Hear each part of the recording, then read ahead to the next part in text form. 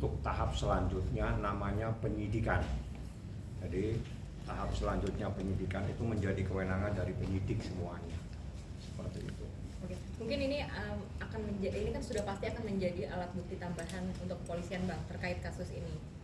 Apakah hal ini juga akan bisa memberatkan terlapor atas laporan dari kita?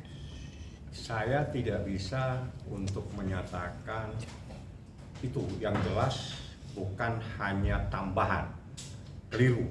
Visum ini bukti vital yang paling menentukan dalam perkara ini. Justru visum inilah yang menentukan semuanya. Karena dari visum ini nanti akan terbaca apa yang terjadi terhadap korban, itu saja. Jadi kalau dikatakan tambahan itu tidak benar.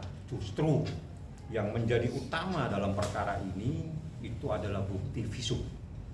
Dan visum itu sudah ditandatangani. Dari visum itu nanti bercerita tentang apa yang terjadi terhadap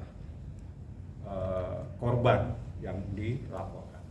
Berarti akan ada pemeriksaan selanjutnya dari pihak kepolisian akan memanggil terlapor lagi, atau dari Laura sendiri akan diperiksa kembali? Prosesnya memang seperti itu. Jadi kalau sudah naik gelar, naik pada proses selanjutnya yang selama ini adalah penyelidikan dalam rangka mencari dan untuk menemukan adanya peristiwa pidana, maka selanjutnya namanya penyidikan.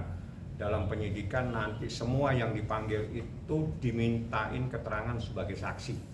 Itu perbedaannya. Jadi dimintain keterangan sebagai saksi dan itu dalam rangka penyidikan. Dalam rangka penyidikan ini untuk mencari dan menemukan siapa yang harus bertanggung jawab atas adanya peristiwa pidana tersebut.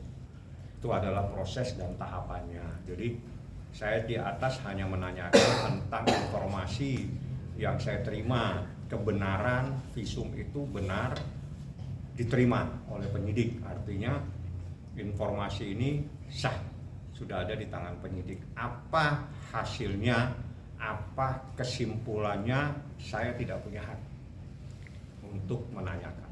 Bang, kalau Bang, dikatakan tadi kemarin pada saat kami sedang berangkat ke umrah kan ngomong kayak hasil visum ini bikin bahagia segala macam. Apakah itu jadi salah satu clue bahwa ini juga akan mendukung laporannya Kaniki, Bang?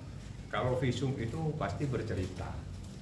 Jadi kalau visum pasti bercerita. Jadi ini bukan persoalan bahagia, sengsara. Visum itu bukti terjadinya sesuatu terhadap korban yang menjadi korban dalam peristiwa ini.